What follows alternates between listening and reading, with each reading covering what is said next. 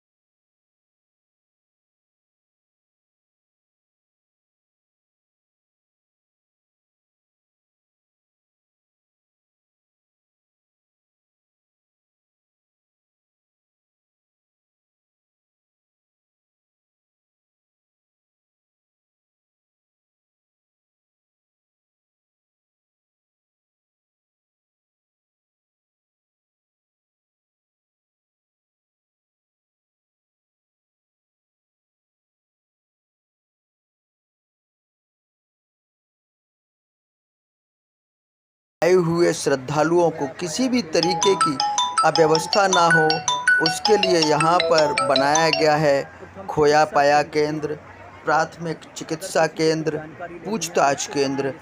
श्रद्धालुगण यहाँ आकर पूछताछ केंद्र पर सभी आवश्यकताओं के बारे में जानकारी ले सकते हैं। अगर उनका कोई व्यक्ति किसी कारण से बिछुड़ गया है तो उसके लिए यहाँ पूछताछ केंद्र के साथ साथ सामने की तरफ खोया पाया केंद्र भी बना है। पुलिस की भारी संख्या में तैनाती की गई है। एक और बाबा की तेज तर्रार बयानों को देखते हुए बाबा के बहुत सारे दुश्मन हैं, शत्रु हैं, और साथ ही मीडिया में बाबा द्वारा प्रसारित किए जा रहे हिंदू राष्ट्र के संकल्प को देखते हुए पूरे देश में ही नहीं विदेशों में भी बाबा के अनुयायी बढ़ते जा रहे हैं, लेकिन साथ ही साथ बाबा के दुश्मनों की संख्या भी बढ़ रही है।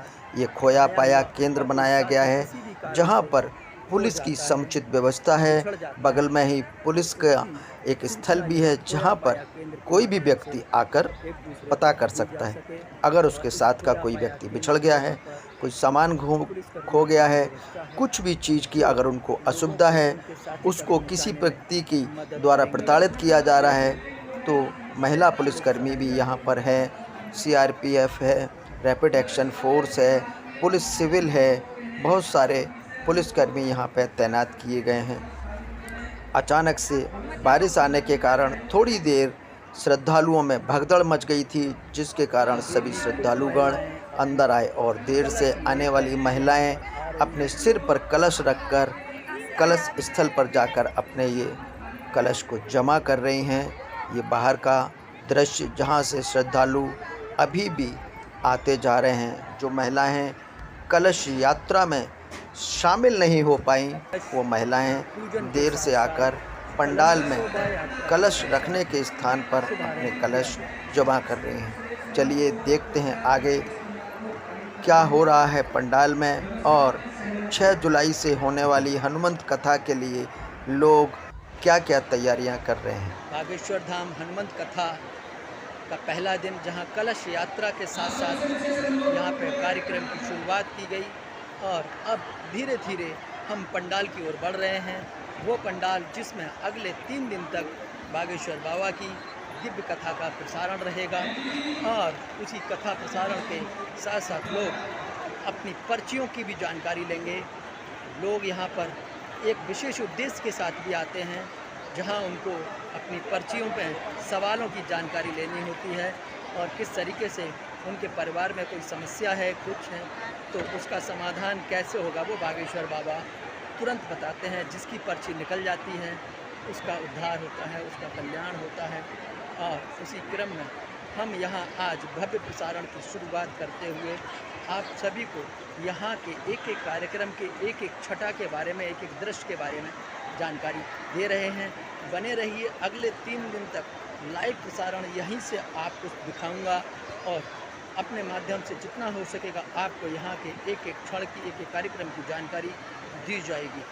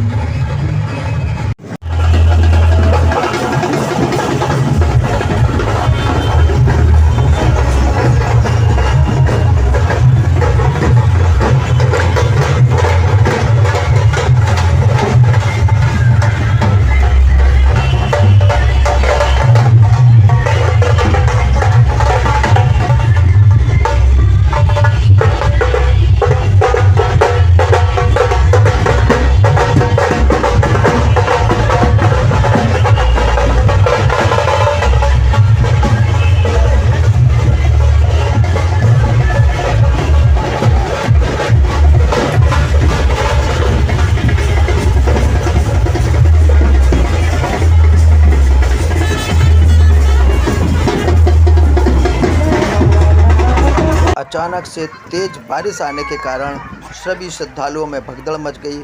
श्रद्धालुओं के साथ साथ उनकी सुरक्षा में लगे हुए पुलिसकर्मी भी अपने आप को बारिश से बचाने के लिए सुरक्षित स्थान पर पंडाल की ओर आने लगे। ये तेज बारिश ने कुछ समय के लिए लोगों के अंदर भगदड़ जरूर मचाई थी, लेकिन ईश्वर की कृपा कि कार्यक्रम पूर्ण हो चुका था। कथा स्थल पर सभी श्रद्धालुगण पहुंच चुके थे और कलश यात्रा समाप्त हो चुकी थी। कलश यात्रा पूर्ण होने के बाद ही बारिश ने आकर बाबा के कार्यक्रम के लिए सड़क और आसपास के स्थान की धुलाई शुरू की। चलिए सुनते हैं कुछ भजन और देखते हैं आगे श्रद्धालु क्या कर रहे हैं पंडाल के अंदर। चूँकि आज केवल कलश यात्रा है, इसलिए श्रद्धालु सीमित संख्या में ही यहाँ दिखाई दे रहे हैं, लेकिन 6 जुलाई से 8 जुलाई तक होने वाली हनुमंत कथा में जब बाबा स्वयं यहाँ पधारेंगे, यहाँ पर श्रद्धालुओं का जमावड़ा लगने वाला है। दूर दराज से आए हुए श्रद्धालु अपना स्थान ग्रहण कर पहले ही बैठ गए हैं।